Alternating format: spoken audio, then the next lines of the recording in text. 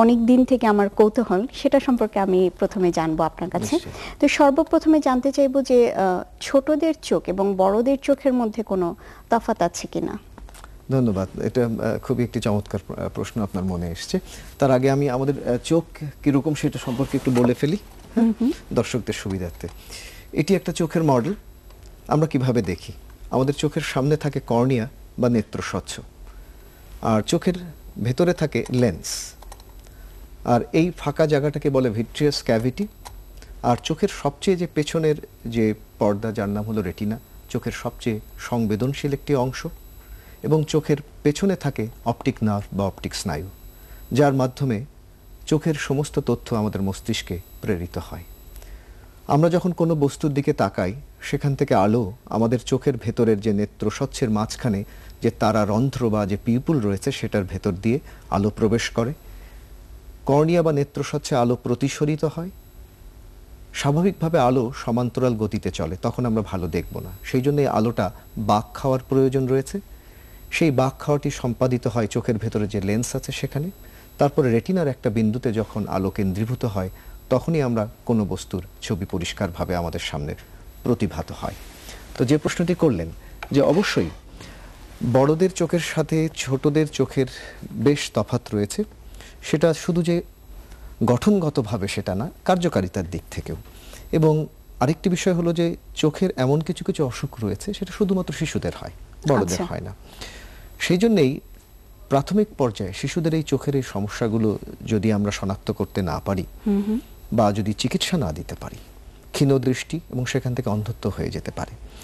তো অ্যাকচুয়ালি স্বাভাবিকভাবে একটা শিশু যখন জন্মায়, সেটা কিন্তু অলমোস্ট একটা পূর্ণবয়স্ক মানুষের চোখের মতো পূর্ণতা নিয়েই জন্মায়। আচ্ছা, দেখা যায় একটা পূর্ণবয়স্ক মানুষের চোখের যে সাইজ আর একটা নবজাতক, তার চোখের সাইজ কিন্তু শতকরা ৮০% পূর্ণতা নিয়েই পৃথিবীতে আসে।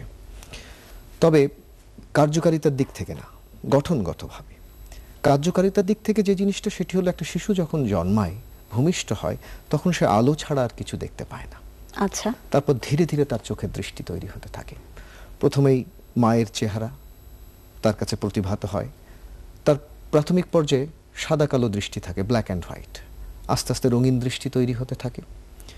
বাচ্চা প্রাথমিক পর্যায়ে কোনো কিছুর দিকে ফিক্সেশন করতে পারে না, দৃষ্টি নিবদ্ধ করতে পারে না। দুটো চোখকে সে সমন্বিতভাবে ব্যবহার করতে পারে না, যেটাকে বাইনোকুলার সিঙ্গেল ভিশন বলি।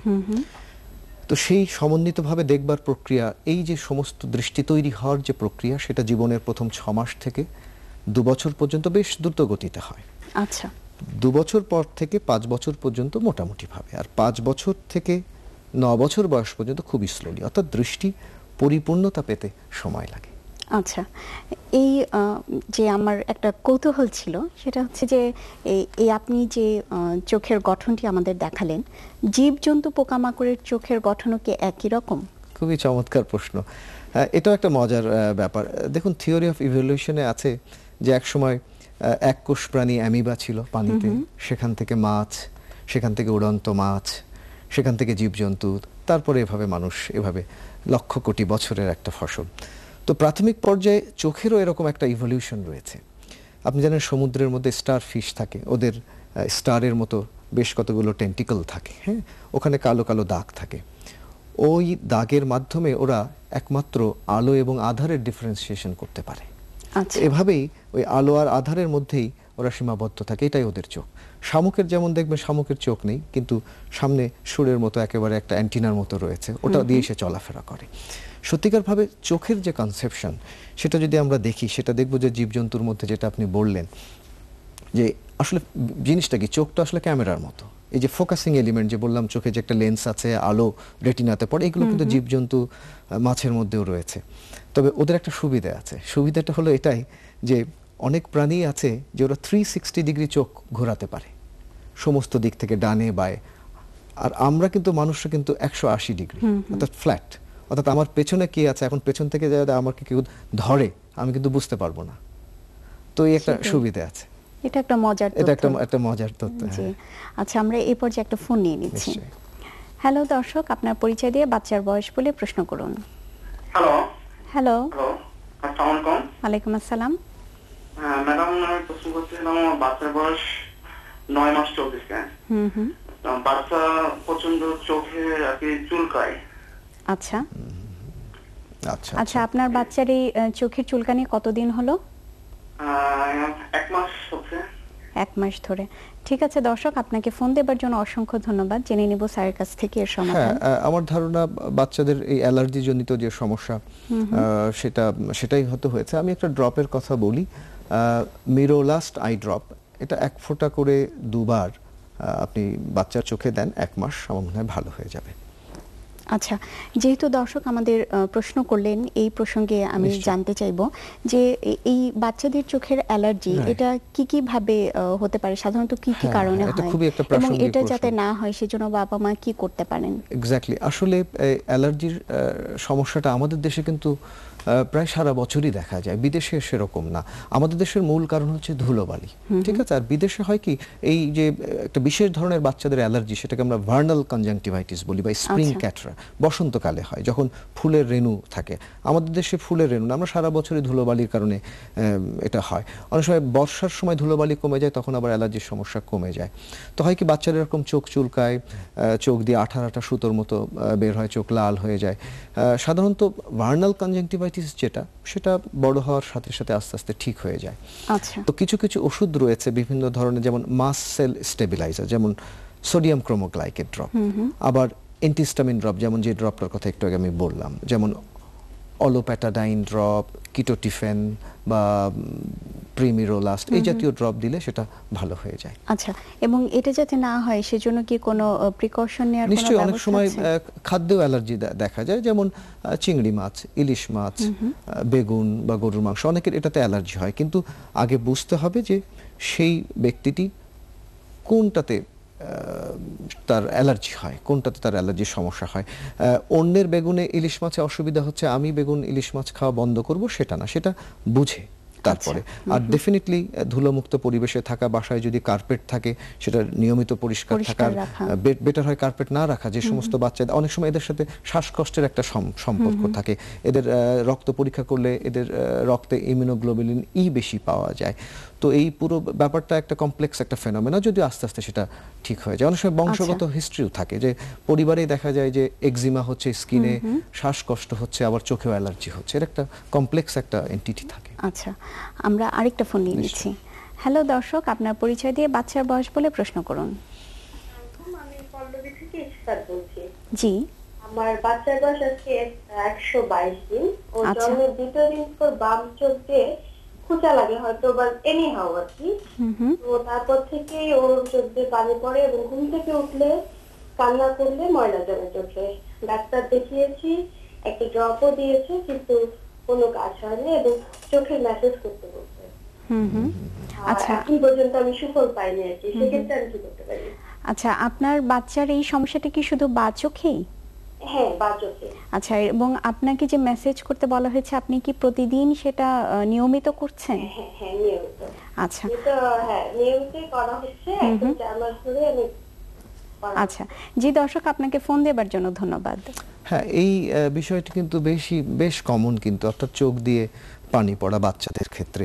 আসলে এর আগে আমাদের একটু বুঝতে হবে যে আমরা স্বাভাবিকভাবে আমাদের চোখের যে অশ্রু, সেটা কিভাবে আমাদের নাকে বা গলায় যায়। আমাদের চোখের এই যে কোনায় ল্যাক্রিমাল গ্ল্যান্ড বা অশ্রু গ্রন্থি রয়েছে, সেখান থেকে অশ্রু নিঃসৃত হয়ে নাকের এই কোনাতে 2টো ছিদ্র আছে, আমরা পাংটাম বলি। সেই পাংটাম দিয়ে সেই পানিটা ঢোকে তারপর নাক দিয়ে নিচে, এখানে নেজোল্যাক্রিমাল ডাক্ট বা যেটাকে আমরা নেত্রনালী বলি, সেই নেত্রনালীর নিচের দিকে একটা ভ্যালভের মতো থাকে, সেটাকে আমরা ভ্যালভ অফ হ্যাসনার বলি, সেই জায়গাটা ব্লক থাকে। তো শিশুদের এই যে নেত্রনালী তৈরি হতে একটু সময় লাগে। শতকরা 80% ক্ষেত্রে শিশুরা মায়ের পেট থেকে এই রাস্তাটা তৈরি অবস্থাতেই আসে, 20% ক্ষেত্রে তৈরি হতে থাকে। সঠিক নিয়মে মাসাজ করতে হয়। অনেকে কি করে যে এখানে ঘষাঘষি করে। সঠিক নিয়মে মাসাজের নিয়ম হচ্ছে, যেহেতু ব্লকটা এখানে আছে এবং উপরে যে 2টো পাংটাম বা ছিদ্রের কথা বললাম, আঙুলের নখটা কেটে নিতে হবে যাতে শিশুটা ব্যথা না পায়। তারপরে আঙুল দিয়ে সেই 2টো ছিদ্র পাংটাম বন্ধ করতে হবে, বন্ধ করে নিচের দিকে এভাবে টেনে নিয়ে আসতে হবে, এবং সেটি করতে হবে সকালে 10 বার, দুপুরে 10 বার, বিকেলে 10 বার এবং রাতে 10 বার, অর্থাৎ সারাদিনে 40 বার। পাশাপাশি একটা ড্রপের কথা বলছি, লোমিফ্লক্স আই ড্রপ 1 ফোঁটা করে 4 বার এটা দিতে থাকতে হবে। মুখে একটা অ্যান্টিবায়োটিক সিরাপও দিতে হবে। শতকরা 96% ক্ষেত্রে দেখা যায় যে এটা 1 বছরের মধ্যেই ভালো হয়ে যায়। কোনো কারণে যদি ভালো না হয় তাহলে একটা চিকন তার আমরা এই ছিদ্র দিয়ে ঢুকিয়ে দিলে যে জায়গাটাতে বন্ধ আছে সেটা আমরা খুলে দিই, অর্থাৎ দুশ্চিন্তার কোনো কারণ নেই, আচ্ছা, ভালো হয়ে যাবে। এবং আপনি যে ম্যাসাজের কথাটি বললেন, এটার ধারণাটি হচ্ছে অনেকটা এরকম যে যে জায়গাটা কোনো নালী অথবা কোনো কিছু যদি বন্ধ থাকে, আমরা কিন্তু বন্ধের জায়গাটা বেশি খোঁচাখুচি না করে তার আগের থেকে একটা তার আগের থেকে ফ্লো দেওয়ার এটাকে চেষ্টা বলে করি। হাইড্রোস্ট্যাটিক ম্যাসাজ মূলত। সেটা সেইভাবে করা উচিত। জি। এবং আপনি যে আরেকটা কথা বললেন যে একটি চিকন তার ঢুকে পরবর্তী পর্যায়ে, এটাকে এটা শুনে আমরা আমাদের probing বলি, probing, বলি। আমাদের তেমন দর্শক কিছু। অনেকে ভয় পেতে পারেন, তো না, আপনি এটা নিশ্চয়ই এটা শিশুদের ক্ষেত্রে মোটেও এটা ভয়ঙ্কর। আপনি কল্পনা করেন বাড়ির সামনে ড্রেনটা যদি বন্ধ থাকে তাহলে আমরা একটা লাঠি দিয়ে বা একটা ছোট বাঁশ দিয়ে আমরা ক্লিন করে দেই। ঠিক ও জায়গাটা যদি নরমালি মাসাজ করে যদি ক্লিন না হয়, তখন ছোট একটা ইনস্ট্রুমেন্ট তারের মতো আর কি, তার ঠিক না, তারের মতো ছোট্ট ঢুকিয়ে দিলে ওটা অজ্ঞান করে করা হয়, এমন কিছু না।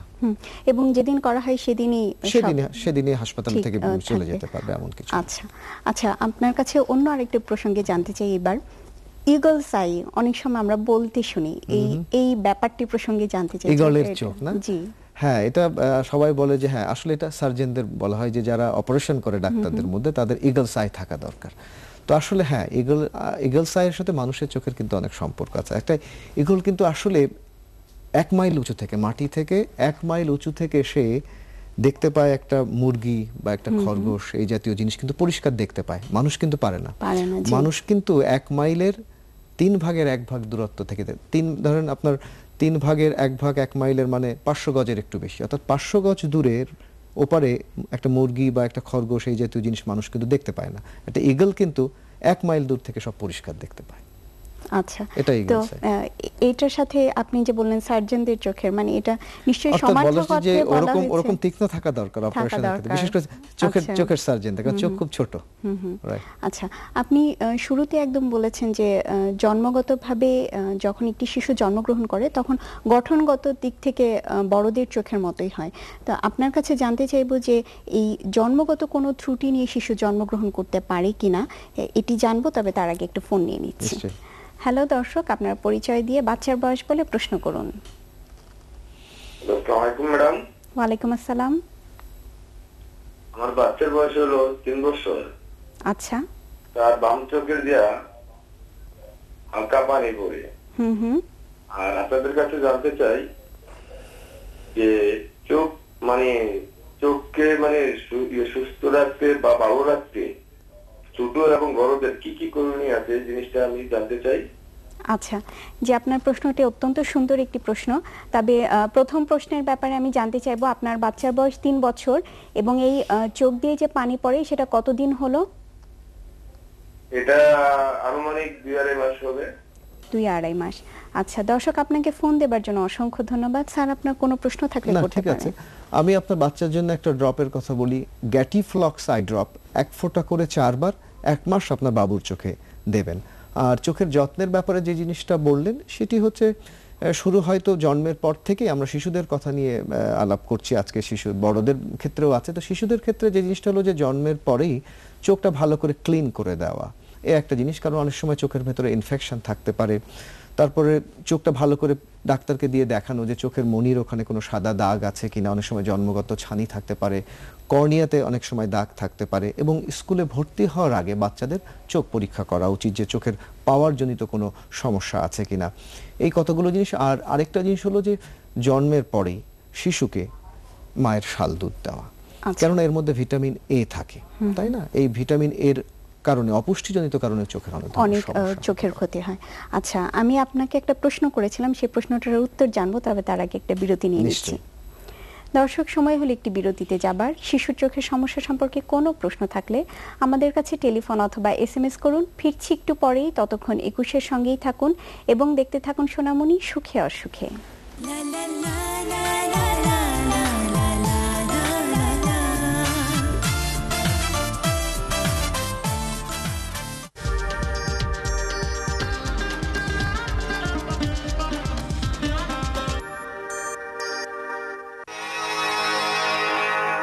এসেছে নতুন দিন, নতুন গানে, চলো যাই এক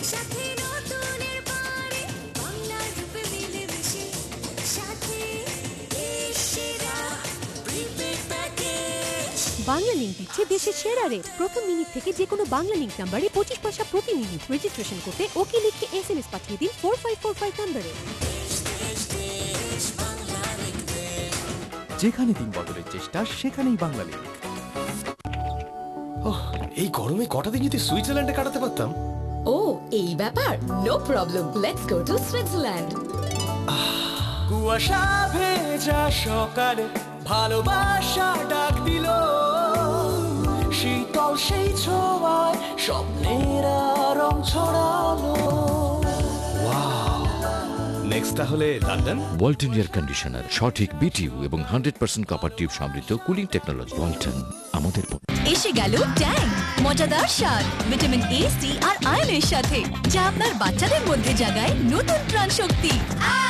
রাগিয়ে দে খবরের ঝাঁপি নিয়ে উত্তম চঞ্চল এক ঝাঁক উজ্জ্বল প্রাণ, বিশ্বকে এনে দিল হাতের মুঠোয় 21 শতকের ওরা প্রখর বিমান, নতুনের সন্ধানে ছুটে দিন রাত ভাত তুলে আনে পৃথিবী মুক্ত খবর। আহনাফ জান্নাত পূর্ণতা এবং সোহেল রানা সবুজের প্রযোজনায় মুক্ত খবর দেখবেন আজ বাংলাদেশ সময় বিকেল 4:30, নিউ ইয়র্ক সময় সকাল 6:30, UAE সময় দুপুর 2:30।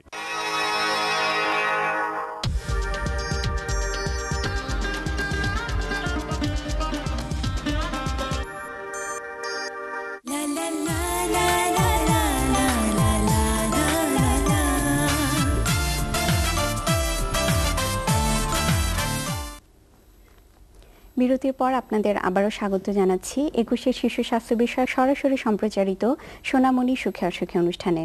আমরা আলোচনা করছিলাম শিশুর চোখের সমস্যা সম্পর্কে। আলোচনা আমাদের সঙ্গে আছেন শহীদ সোহরাওয়ার্দী মেডিকেল কলেজ ও হাসপাতালের চক্ষু বিভাগের কনসালটেন্ট এবং ল্যাসিক, ফ্যাকো ও গ্লুকোমা সার্জন ডাক্তার হারুনুর রশিদ। স্যার, আমরা বিরতিতে যাবার আগে একটি প্রশ্ন আপনার কাছে করেছিলাম, সেটি হচ্ছে যে জন্মগতভাবে একটি শিশু চোখের কি কি ধরনের ত্রুটি নিয়ে জন্মাতে পারে? হ্যাঁ, এটা খুবই চমৎকার একটি প্রশ্ন। আসলে একটা শিশু শুধু যে পূর্ণবয়স্ক হয়ে যে জন্মগ্রহণ করে তা নয়, অর্থাৎ পূর্ণতা নিয়েই নয়, অনেক সময় অপরিপূর্ণ অবস্থায় জন্মগ্রহণ করে, যেটাকে আমরা প্রিম্যাচিওর বেবি বলি। তো প্রিম্যাচিওর বাচ্চাদের, অপরিপক্ক বা অপরিপূর্ণ বাচ্চাদের চোখের একটা বিশেষ সমস্যা হয়, কারণ তাদেরকে বাঁচিয়ে রাখবার জন্য হাই কনসেন্ট্রেশন অফ অক্সিজেন দিতে হয়। এরই ফলশ্রুতিতে চোখের রেটিনাতে অক্সিজেনের অভাব ঘটে, যেটাকে আমরা ইস্কেমিয়া বলি বা হাইপক্সিয়া বলি, এবং সেখানে একটা অস্বাভাবিক ভঙ্গুর নতুন নতুন রক্ত নালিকা তৈরি হয়। সেটা সহজেই সেখানে রক্তক্ষরণ হয় এবং রেটিনাটা তার স্বাভাবিক অবস্থান থেকে সরে আসে, যেটাকে আমরা রেটিনাল ডিট্যাচমেন্ট বলি। আচ্ছা, তো সেই জন্যই উচিত হচ্ছে যে কোনো ইম্যাচিওর বেবি বা প্রিম্যাচিওর বেবি তাদেরকে 6 থেকে 7 সপ্তাহের মধ্যে চক্ষু বিশেষজ্ঞকে দিয়ে পরীক্ষা করিয়ে নেওয়া। আবার এদেরই কিন্তু চোখের দৃষ্টি ত্রুটি, চোখ টেরা, চোখের প্রেসারজনিত গ্লোকোমা রোগ, এই ধরনের সমস্যা হওয়ার সম্ভাবনা থাকে। তবে শতকরা 85% ক্ষেত্রে বা 90% ক্ষেত্রে দেখা যায় যে এটা এমনি ভালো হয়ে যায়। আচ্ছা, যাদের ভালো হয় না তাদের টেনশনের কোনো কারণ নেই, কারণ তাদের আমরা চোখে যদি লেজার রশ্মি প্রয়োগ করি শতকরা 90% ক্ষেত্রে সেটাও ভালো হয়ে যায়। বাকি 5 to 10% যেটা থাকে তাদের হয়তো রেটিনাল ডিট্যাচমেন্ট অপারেশন লাগে, আদারওয়াইজ মোস্টলি ভালো হয়ে যায়। বাট যে জিনিসটা দরকার, যে প্রাথমিক পর্যায়ে জিনিসটা শনাক্ত করা এবং পরিপূর্ণ কেয়ার, এবং যারা প্রিম্যাচিওর বেবি তাদেরও যথাযথ প্রিনেটাল কেয়ারটা ভালোভাবে করা উচিত, এটা নিশ্চিত করতে হবে। আসলে সব ক্ষেত্রে মানে এই পুরো প্রক্রিয়াটাতেই সচেতনতা একটা খুব গুরুত্বপূর্ণ ব্যাপার। কোনো প্রিম্যাচিওর বেবির তার বিশেষ করে যত্ন নেওয়া উচিত চোখের ব্যাপারে এবং শরীরের ব্যাপারে। আচ্ছা, চোখের আরেকটি খুব কমন রোগ হয়, যেটা হচ্ছে সংক্রমণ জাতীয় অসুখ হতে পারে। তো এই প্রসঙ্গে আপনার কাছে জানতে চাইব শিশুদের ক্ষেত্রে। এই প্রশ্নটিও আপনি প্রথম যে প্রশ্নটা করলেন যে জন্মের সাথে সাথে কি ধরনের, এটাও কিন্তু জন্মের সাথে সাথেই হয়। আচ্ছা, একটা শিশু যখন জন্মের যে রাস্তা দিয়ে যখন আসে সেখানে নানান ধরনের রোগ জীবাণু থাকতে পারে, যেমন ধরেন ক্লামাইডিয়া বা হিমোফাইলিয়াস ইনফ্লুয়েঞ্জি বা নাইসেরিয়া গনোরি, হ্যাঁ, সেখান থেকে অপথ্যালমিয়া নিওনেট্রাম বলে শিশুদের একটা চোখের একটা অসুখ হয়। আচ্ছা, তো হয় কি যে দেখা যায় যে চোখটা এত ফুলে আছে যে চোখটা খোলাই যাচ্ছে না, এবং পুরা চোখের ভেতরে ময়লা, প্রচুর ময়লা বা ক্যাতর, এবং পাতাটা এমনভাবে লেগে আছে যে ম্যাটেড আইল্যাশ আমরা বলি, যে একদম চোখ খোলাই যাচ্ছে না এত বেশি। তো এদের দরকার হচ্ছে যে চোখের কিন্তু শিশুদের জন্মের পরপর সব অ্যান্টিবায়োটিক দেওয়া যায় না, বিশেষ করে অ্যামাইনো গ্লাইকোসাইড গ্রুপের অ্যান্টিবায়োটিক দেওয়া, যেমন টোব্রামাইসিন বা জেন্টামাইসিন, এই ধরনের ড্রপ শিশুদের চোখে দেওয়া উচিত। তবে এর থেকে পরিত্রাণের জন্য, অর্থাৎ প্রতিরোধের জন্য যেটা করা উচিত, যে প্রভিডন আয়োডিন 2.5% একটা আই ড্রপ পাওয়া যায়, শিশুদের জন্মের পরেই যদি আমরা সেটা প্রতিরোধের জন্য এক ফোঁটা আমরা সুস্থ বাচ্চাকে দিয়ে দিই, তাহলে এই ধরনের সংক্রমণের সম্ভাবনা অনেক কমে যায়। তাহলে এটা রুটিন আমাদের দিতে হবে, যে বাচ্চাই জন্মগ্রহণ করুক, করার পরে আমরা অপেক্ষা না করে চোখের পাতাটা ভালো করে ক্লিন করে দিতে হবে, এক ফোঁটা প্রভিডন আয়োডিন 2.5%। আচ্ছা, জি, আমরা আরেকটা ফোন নিয়ে নিচ্ছি। হ্যালো দর্শক, আপনার পরিচয় দিয়ে বাচ্চার বয়স বলে প্রশ্ন করুন। হ্যালো, আসসালামু আলাইকুম। ওয়ালাইকুম আসসালাম। আমার বাচ্চার বয়স 6 মাস। আচ্ছা, তো ও আর কি প্রচুর পরিমাণে টিভি দেখে, টিভি থেকে তার চোখ সরানো যায় না। তো এলসিডি মনিটর দেখলে নাকি চোখে কোনো সমস্যা হয় না, আমি শুনেছিলাম। তো এতে কোনো সমস্যা হবে কিনা, মানে টিভিতে না দেখতে না কান্নাকাটি করে। আচ্ছা দর্শক, আপনাকে ফোন দেবার জন্য অসংখ্য ধন্যবাদ।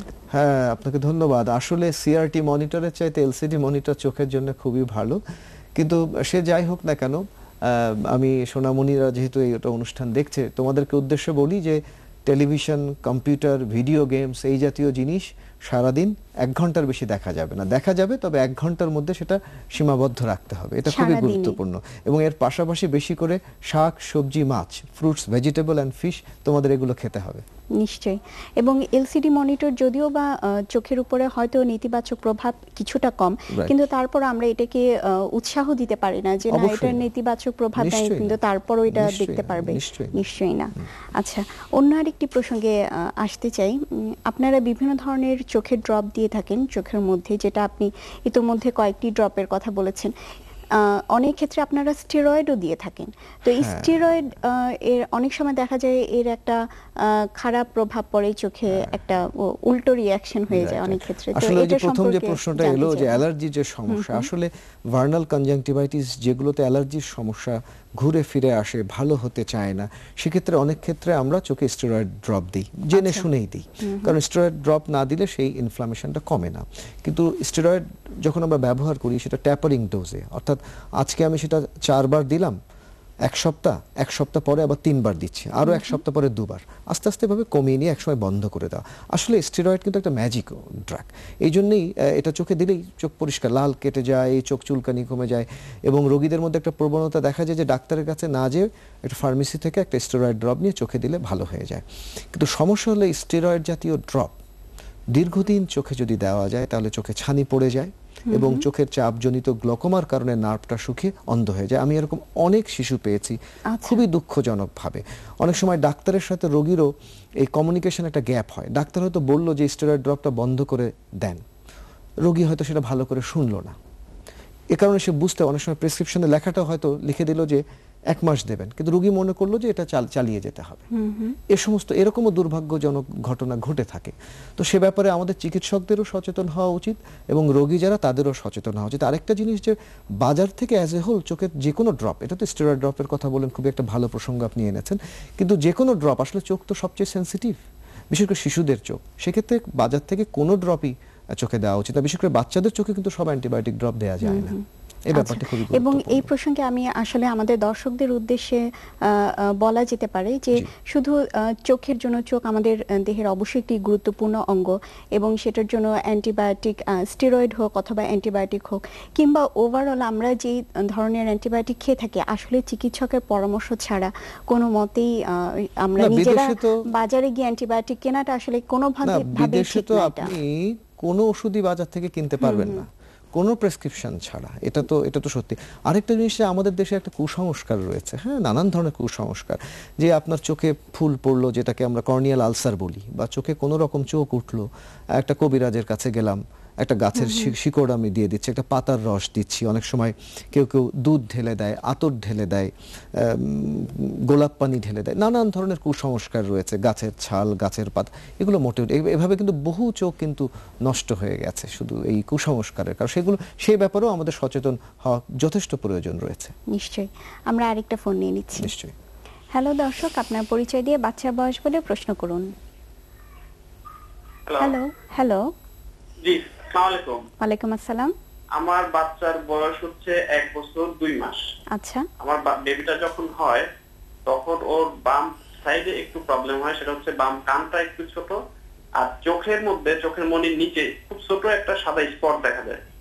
তো আমি 3 মাস বয়স যখন হয় তখন একজন প্রফেসরকে দেখাই, তো সে আমাকে বলে যে এটা সাদা একটা স্পট, এটা কোনো সমস্যা হবে না, হয়তো বড় হোক তারপরে দেখা যাবে। তো 1 বছর বয়স হলো যখন, আমি 1 মাস আগে ওর দেখলাম, আমরা সাধারণ চোখেই দেখতেছি যে ওই স্পটটায় মনে হচ্ছে একটু মাংসপিণ্ডের মতো মনে হচ্ছে একটু বড় হয়েছে আর কি। তখন আবার প্রফেসরের কাছে যাই, উনি দেখে বললো যে আসলে ওর এটা মনি থেকে এখনো বেশ নিচে আছে, এটা হয়তো বড় হলে তখন হয়তো একটা অপারেশন করা লাগতে পারে, তবে এখনো কানের যে সমস্যাটা আছে বা ওর গ্রোথ এগুলো আপনারা বিবেচনা করেন। কিন্তু ইদানিং দেখতেছি যে মাংসটা আস্তে আস্তে বড় হচ্ছে, আসলে এটা নিয়ে খুবই অরিড যে এটা বিষয়ে একটু জানতে চাচ্ছিলাম, যদি স্যার একটু বলেন। জি জি দর্শক, আপনাকে ফোন দেবার জন্য ধন্যবাদ। হ্যাঁ, এটা একটা জন্মগত চোখের ভেতরে একটা সোয়েলিং, একটা টিউমারের মতো। এটাকে আমরা লাইপোডার্ময়েড বা ডার্মোলাইপোমা বলে থাকি। এটা একটা বেনাইন, অর্থাৎ খারাপ কোনো টিউমার না। অনেক সময় চোখে ক্যান্সার থাকে, অনেক কিছু টিউমার, সেটা না। এটা অনেক সময় অনেক জায়গাতেই থাকতে পারে, চোখের এই কোনায় থাকতে পারে, আর উনি যেটা বললেন মনির কাছে। এটা ছোট্ট অপারেশনের মধ্যে এটা ঠিক করে দেওয়া সম্ভব, তবে এটা ছোটবেলাতে আমরা করি না, বড় হলে যদি প্রয়োজন হয়, যদি তার চোখে দৃষ্টির কোনো সমস্যা হয়। এবং কানের সাথে এর একটা সম্পর্ক থাকে, কিন্তু কানে যে সে কম দেখে বা চোখে যে কম দেখছে সেটা না। এটা নিয়ে আপনার উদ্বিগ্ন হওয়ার কোনোই কারণে, আপনার চক্ষু বিশেষজ্ঞ যথার্থই বলেছেন অপেক্ষা করার জন্য, একটা ফলো আপে থাকতে হবে। যখন এটা অপারেশনের প্রয়োজন হবে তখন উনি আপনাকে বলবেন, সেটা খুব ছোট্ট অপারেশন। আপনার শিশুর এই ডার্মোলাইপোমা বা লাইপোডার্ময়েড নিয়ে আপনার দুশ্চিন্তার কোনো কারণ নেই। আচ্ছা, এবং এই অপারেশন করার বয়সটা কোন পর্যায়ে হতে পারে, কত বছর বয়সে হতে পারে? অনেক ক্ষেত্রে অপারেশন লাগেই না, আর যদি লেগেই যায় সেটা পূর্ণবয়স্ক হওয়ার পরে, ধরুন 18 বছরের পরে। 18 বছর। আচ্ছা, সেই ক্ষেত্রে আমার মনে হয় আমাদের এই সম্মানিত দর্শকের নিয়মিত বিরতিতে ওনার চিকিৎসকের পরামর্শ নেওয়া উচিত। হ্যাঁ, এক্স্যাক্টলি। আমরা প্রায়শই এই ধরনের রোগী পাই। তো দুর্ভাবনার, উদ্বিগ্নতার কোনোই কারণ নেই। আচ্ছা, যেহেতু আমাদের কাছে একটা ফোন আসলো, আমি এই প্রসঙ্গে জানতে চাইবো যে আপনি বললেন এটা একটা টিউমার এবং এটা বিনাইন, যেটা আমরা বলি ক্ষতিকারক টিউমার না। আচ্ছা, তাহলে চোখে কি অন্য কোনো ধরনের টিউমার হতে পারে? হ্যাঁ, অবশ্যই হতে পারে। সেটা হলো রেটিনোব্লাস্টোমা। আমরা রেটিনার কথা বলেছি। হ্যাঁ, আমাদের চোখের যে সংবেদনশীল অংশ, সেখানে কিন্তু এটা কিন্তু একটা ক্যান্সার। এবং আপনি শুনে অবাক হবেন যে বাচ্চাদের শতকরা 100টা ক্যান্সারের মধ্যে শতকরা 3টা হচ্ছে রেটিনোব্লাস্টোমা। অনেক সময় এটা বংশগত কারণে হয় এবং ছোটবেলাতেই হয়, সাধারণত 3 বছর বয়সের নিচেই হয়ে যায়। এবং অনেক সময় দেখা যায় যে ফ্যামিলিতে চাচাতো ভাই বোন, মামাতো ভাই বোনের মধ্যে কনস্যাঙ্গুইনিয়াস ম্যারেজ যেটা বলি, তাদের ক্ষেত্রে এটা প্রবণতা বেশি থাকে। এবং এটা বাবা মারাই বুঝতে পারে। এটাকে আমরা বলি যে চোখের দিকে যদি কেউ আলো ফেলে, বিড়ালের চোখের মতো মনে হয়, যেটাকে আমরা বলি অ্যামোরোটিক ক্যাটস আই রিফ্লেক্স। অর্থাৎ অন্ধকার একটা বিড়ালের চোখ যেরকম লাগে, জলজল করে, ওরকমই চোখে আলো ফেললে চোখটা ওরকম মনে হয়। তো এই ক্ষেত্রে যেটা দরকার যে আমরা অজ্ঞান করে চোখটা পরীক্ষা করে আমরা সেই টিউমারটা নিশ্চিত করি। যদি আমরা এর পাশাপাশি চোখে ছানি থাকে তখন তো টিউমার দেখা যায় না, তখন আমরা আলট্রাসোনোগ্রাম করি বা একটা সিটি স্ক্যান, এমআরআই করি যে সেই টিউমারের মধ্যে কোনো ক্যালসিফিকেশন হলো কিনা, কোনো বোনস আছে কিনা, এই জাতীয় জিনিস, সেগুলো আমরা দেখার চেষ্টা করি।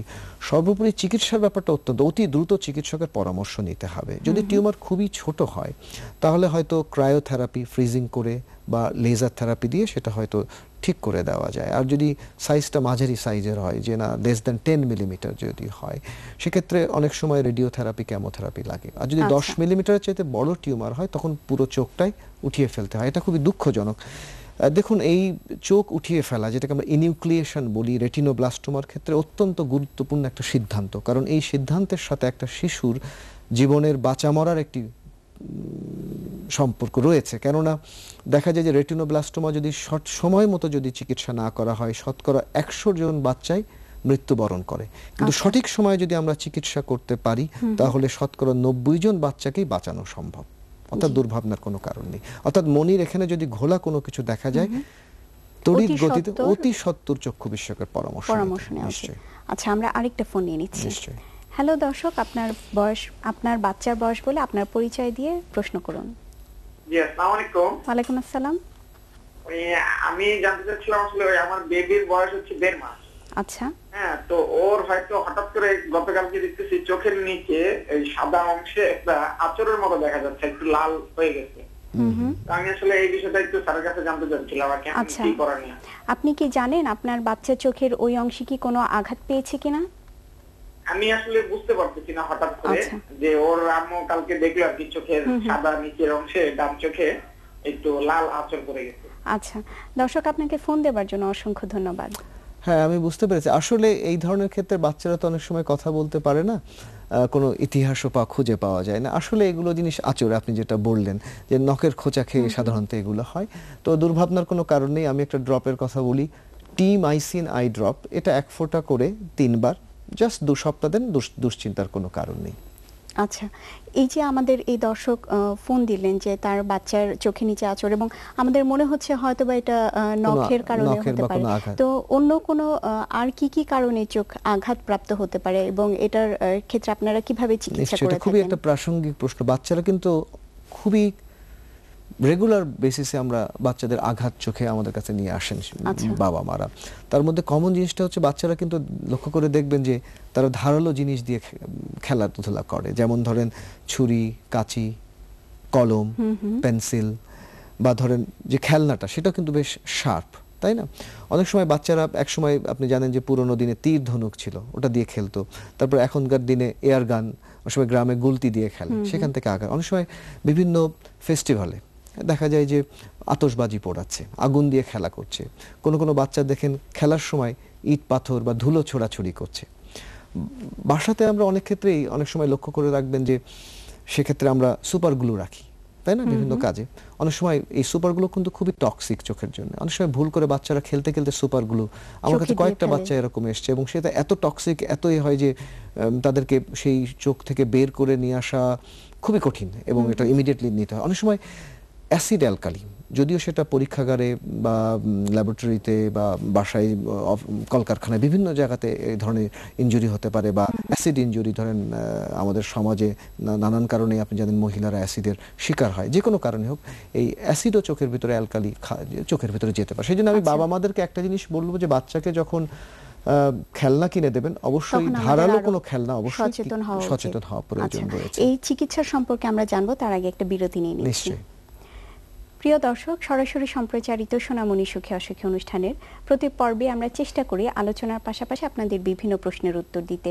এবারে আরও একটি ছোট্ট বিরতি নিয়ে নিচ্ছি। বিরতির পর আবারও ফিরে আসছি সোনামণি সুখে অসুখে অনুষ্ঠানে। ততক্ষণ 21-এর সঙ্গেই থাকুন এবং দেখতে থাকুন সোনামণি সুখে অসুখে।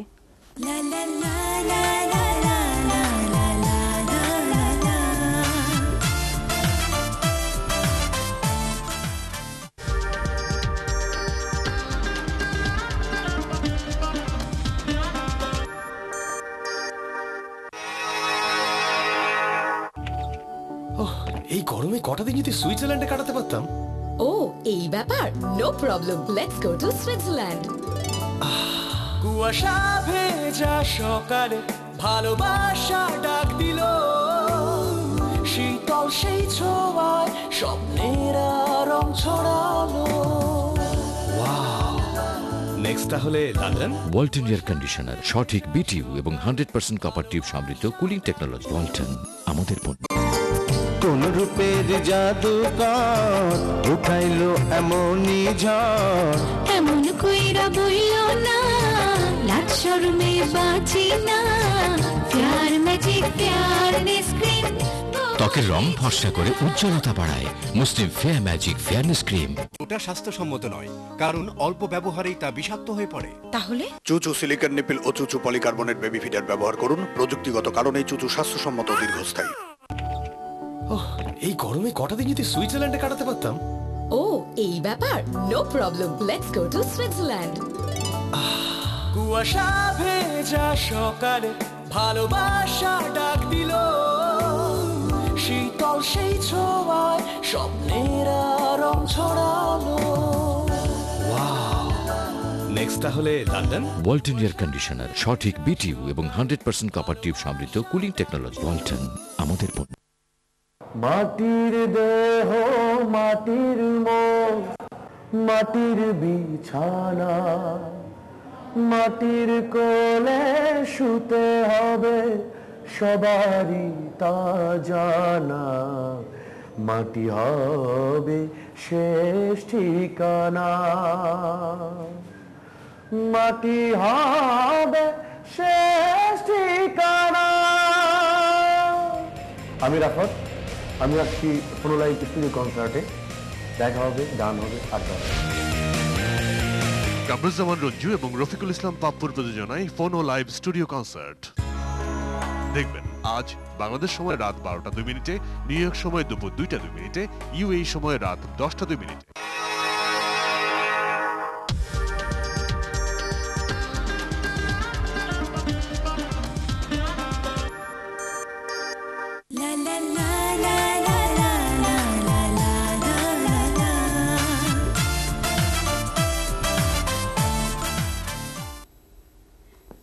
বিরতির পর আমি ডাক্তার শর্মিলা হুদা শাওন আপনাদের আবারও স্বাগত জানাচ্ছি 21 শিশু স্বাস্থ্য বিষয়ক সরাসরি সম্প্রচারিত সোনামণি সুখে অসুখে অনুষ্ঠানে।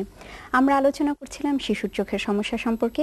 আলোচনা আমাদের সঙ্গে আছেন শহীদ সোহরাওয়ার্দী মেডিকেল কলেজ ও হাসপাতালের চক্ষু বিভাগের কনসালটেন্ট এবং ল্যাসিক, ফ্যাকো ও গ্লুকোমা সার্জন ডাক্তার হারুনুর রশিদ। আপনার কাছে আমরা এখন যে প্রসঙ্গে জানতে চাইব, বাংলাদেশের জন্য আসলে এটি খুবই প্রয়োজনীয় একটি ব্যাপার, সেটি হচ্ছে অপুষ্টিজনিত চোখের কি কি ধরনের সমস্যা হতে পারে। কারণ আমাদের দেশে একটি বিরাট অংশ শিশু যারা মানে মা হয়তো গর্ভকালীন অবস্থায় মা অপুষ্টিতে ভুগছিলেন এবং বাচ্চাও পরবর্তী পর্যায়ে অপুষ্টির শিকার হয়েছে।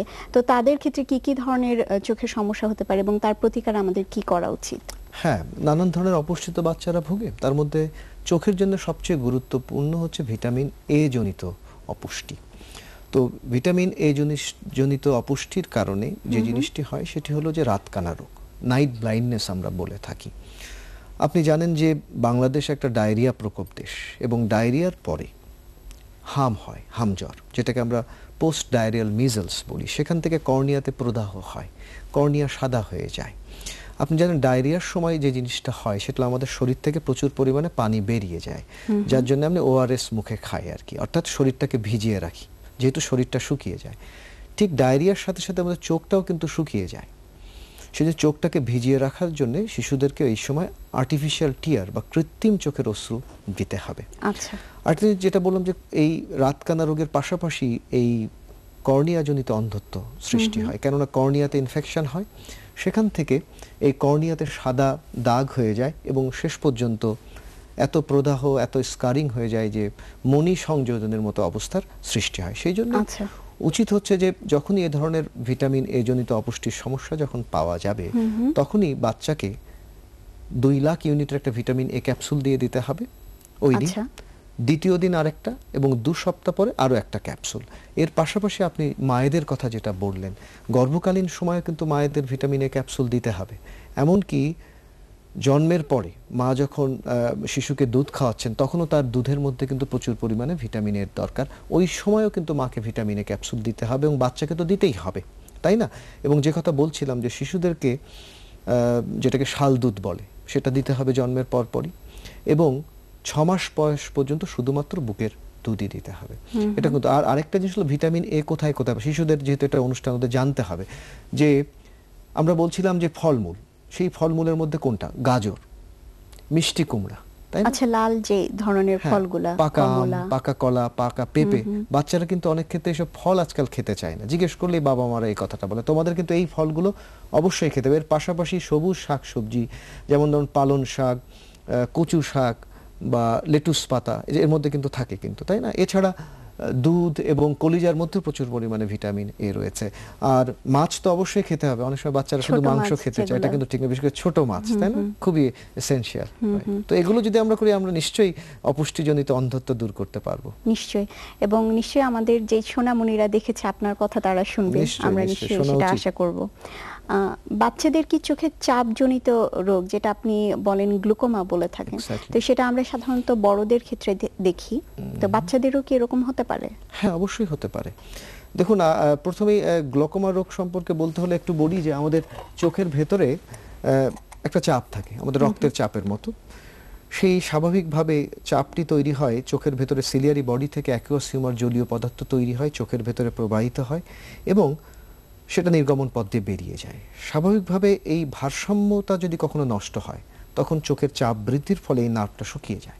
এটাই গ্লুকোমা রোগ স্বাভাবিকভাবে। বাচ্চাদেরও কিন্তু তাই হয়, কিন্তু বাচ্চাদের ক্ষেত্রে যে জিনিসটা হয় যে জন্ম নিয়ে একটা শিশু যেমন জন্মগত গ্লুকোমা তার থাকতে পারে, জন্মের পরেও থাকতে পারে, যেটাকে আমরা ইনফ্যান্টাইল গ্লুকোমা বলি।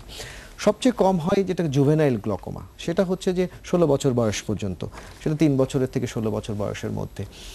তো এই ধরনের ক্ষেত্রে যেটা হয়, যেটাকে আমরা বুপথ্যালমাস বলি, অর্থাৎ বড় বড় চোখ, ডাগর ডাগর চোখ, কিন্তু এই ডাগর ডাগর চোখের আড়ালে কিন্তু অনেক কান্না লুকিয়ে থাকে, ষাঁড়ের চোখ বলে, অনেক সময় অনেকে প্রশংসা করে। অনেক সময় এই শুধু যে বড় বড় চোখের সাথে সাথে মনিটাও বড় হতে থাকে, যেটাকে আমরা মেগালোকর্নিয়া বলে থাকি। চোখে এত পানি পড়তে থাকে এবং আলোর দিকে তাকাতে অসুবিধা হয়, কর্নিয়াটা ঘোলা হয়ে যায় বা নেত্র স্বচ্ছতা। এদের দরকার অজ্ঞান করে চোখটা পরীক্ষা করা, চোখের চাপ মাপা এবং সঙ্গে সঙ্গে চোখের চাপ কমানোর জন্য কিছু ওষুধ প্রয়োগ করা। অনেক ক্ষেত্রেই শুধু ওষুধে কাজ হয় না, বাচ্চাদের জন্য বিশেষ গ্লুকোমার অপারেশন রয়েছে, যেমন ট্রাবিকুলেক্টমি উইথ ট্রাবিকুলেক্টমি এই ধরনের। তো দেখা যায় যে 17,000 বাচ্চা মধ্যে একজনের এরকম জন্মগত গ্লুকোমা থাকতে পারে। তো যাই হোক, যদি কখনো কোনো বাবা মা যদি লক্ষ্য করেন যে আপনার শিশুর চোখ বড় বড়, তার চোখ দিয়ে পানি পড়ছে, মনিটা ঘোলা ঘোলা লাগছে, অবশ্যই আপনার কাছে চক্ষু বিশেষজ্ঞের কাছে জরুরিভাবে আপনি চোখটা দেখানো উচিত। আচ্ছা, আমরা আরেকটা ফোন নিয়ে নিচ্ছি। হ্যালো দর্শক, আপনার পরিচয় দিয়ে বাচ্চার বয়স বলে প্রশ্ন করুন। ওয়ালাইকুম আসসালাম। আমার বাচ্চার বয়স হচ্ছে 15 মাস। আচ্ছা, চোখ থেকে ক্যাথরিয়া এবং পানি পড়ে।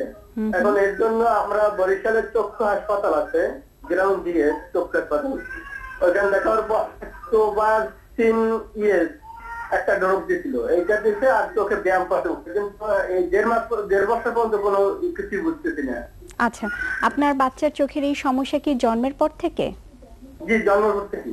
আচ্ছা দর্শক, আপনাকে ফোন দেবার জন্য অসংখ্য ধন্যবাদ। আসলে আমরা এই ব্যাপারটি নিয়ে অনুষ্ঠানের শুরুতেই আলোচনা করেছিলাম। রাইট, আসলে ওর তো 1 বছর পার হয়ে গেছে, তাই না? এখন এমন একটা বয়স, এর পরে আমরা যে প্রবিং এর কথা যেটা বলেছিলাম সেটাও খুব ইফেক্টিভ হয় না বেশি দেরি করলে।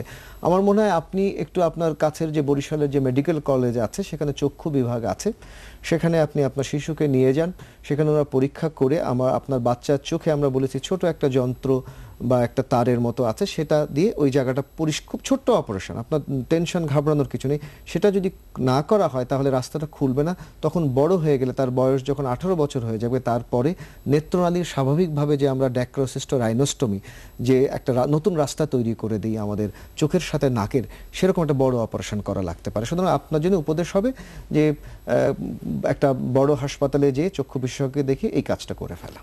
আচ্ছা আচ্ছা, আপনার কাছ থেকে আরেকটা যে প্রসঙ্গে জানতে চাইবো, আমাদের অনুষ্ঠানের সময়সীমা খুব সীমিত, সেজন্য সংক্ষেপে জানতে চাইবো যে অনেক ক্ষেত্রে বাচ্চারা মাথা ব্যথার কথা বলে এবং আমরা সেটাকে গুরুত্ব দিই না, তো আসলে কি এটাকে গুরুত্ব দেওয়ার কোনো প্রয়োজন আছে কিনা? আপনি খুব চমৎকার বলেছেন। শুধু মাথা ব্যথা কেন, বাচ্চারা অনেক সময় বলছে যে সে ঝাপসা দেখছে, তার হয়তো চশমা লাগতে পারে, সেটার পর্যন্ত বাবা মারা গুরুত্ব দেয় না, ভাবে যে বাচ্চারা খালি খালি দুষ্টামি করে। বাচ্চারা, আজকালকার বাচ্চা শুধু যে দুষ্টামি করে না, তারা খুব পজিটিভ, আমার কাছে যেটা মনে হয়। সুতরাং বাচ্চা যদি মাথা ব্যথা করে তাহলে অবশ্যই সেটা গুরুত্বের সাথে দেখতে হবে। আপনি জানেন যে বাচ্চা মানে যে কোনো মাথা ব্যথার কমন কারণগুলোর মধ্যে চশমার পাওয়ার জনিত একটা সমস্যা, বিশেষ করে শিশুদের চশমা পাওয়ার জনিত একটা সমস্যাটা অন্যতম কারণ। এছাড়া আজকাল শিশুরা যে জিনিসটি করে সেটা কিন্তু নেগেটিভ, সেটা হচ্ছে যে সারাদিন আমরা আলাপ করলাম যে টেলিভিশনের সামনে, মানে আপনার স্ক্রিনের সামনে, এই যে কম্পিউটার, ভিডিও গেমস, এগুলোর সামনে, সেগুলোতে আমরা বলেছি সে সমস্ত কারণে অনেক সময় বাচ্চারা খুব কাছে নিয়ে পড়ে, সেটাও কিন্তু হয়তো কম আলোতে পড়ছে, সেটাও কিন্তু আদৌ কিন্তু সঠিক না। পর্যাপ্ত আলোতে পড়াশোনা করা উচিত এবং প্রতি আধা ঘন্টা পড়ালেখা করার পরে সে 5 মিনিট একটু ঘুরে আসবে, সেই জিনিসগুলো করা উচিত। তো এছাড়া যদি বাচ্চাদের যদি সাইনোসাইটিস, মাইগ্রেন এগুলো কিন্তু বাচ্চাদের থাকতে পারে, চাইল্ডহুড মাইগ্রেন এগুলো খুবই কমন। তো সেক্ষেত্রে অবশ্যই একজন নাক কান গলা বিশেষজ্ঞ বা একজন স্নায়ুরোগ বিশেষজ্ঞ দেখানো উচিত। আচ্ছা, চিকিৎসা রয়েছে। বাবা মার আসলে গুরুত্ব দেওয়া সবচেয়ে বড় উচিত। কথা চশমা যদি লাগে অবশ্যই চশমা দিতে হবে। আচ্ছা, আমরা একেবারেই আমাদের আলোচনা পর্বের শেষ প্রান্তে চলে এসেছি। আপনি ব্যস্ততার মাঝে আমাদের স্টুডিওতে এসেছেন, সেজন্য আপনাকে অসংখ্য ধন্যবাদ। আপনাকেও ধন্যবাদ, একুশে টেলিভিশনের দর্শক এবং একুশে টেলিভিশনকেও ধন্যবাদ। প্রিয় দর্শক, আমরা অনুষ্ঠানের শেষ পর্যায়ে চলে এসেছি। আশা করি শিশুর চোখের সমস্যা সম্পর্কে আজকের অনুষ্ঠান থেকে আপনারা উপকৃত হয়েছেন। দর্শক, আপনার শিশুর সমস্যা জানিয়ে আমাদের কাছে চিঠি, ইমেল এবং SMS পাঠাতে পারেন। আমাদের কাছে লিখবার ঠিকানা প্রযোজক সোনামণি সুখে অসুখে, একুশে টেলিভিশন, জাহাঙ্গীর টাওয়ার, 10 কারওয়ান বাজার, ঢাকা 1215। Email sonamoni@ekushe-tv.com। আর SMS করতে KID স্পেস আপনার নাম স্পেস আপনার প্রশ্ন লিখে সেন্ড করুন 6969 এই নম্বরে। এছাড়া এই অনুষ্ঠান সম্পর্কে আপনার মতামত জানাতে ভিজিট করুন www.ekushe-tv.com এই ঠিকানায়। দেখা হবে পরবর্তী পর্বে একই দিনে একই সময়। আশা করি আগামী অনুষ্ঠানেও আমাদের সঙ্গেই থাকবেন। সে পর্যন্ত আপনার আদরের সোনামণি নিয়ে সুস্থ ও সুন্দর থাকুন। শুভেচ্ছা সবাইকে।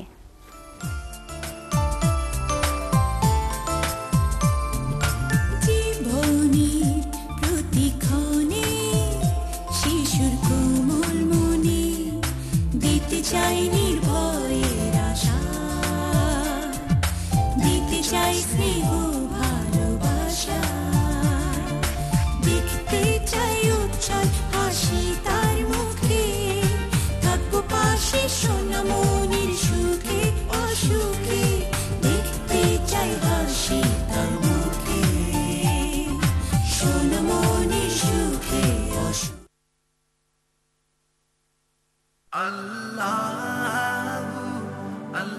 বাংলাদেশ সময় অনুযায়ী বিভিন্ন বিভাগীয় শহর এবং পার্শ্ববর্তী এলাকায় আজকের ইফতারের সময়: ঢাকা সন্ধ্যা 6:38, চট্টগ্রাম সন্ধ্যা 6:32, সিলেট সন্ধ্যা 6:32, রাজশাহী সন্ধ্যা 6:45, রংপুর সন্ধ্যা 6:43, খুলনা সন্ধ্যা 6:42, বরিশাল সন্ধ্যা 6:38। হে নামাজি আমার ঘরে নামাজ পড়ো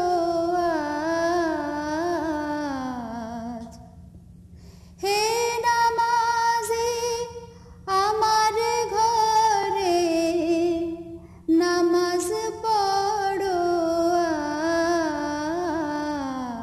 আজ, দিলাম তোমার চরণ তলে হৃদয়ে যায় নামাজ,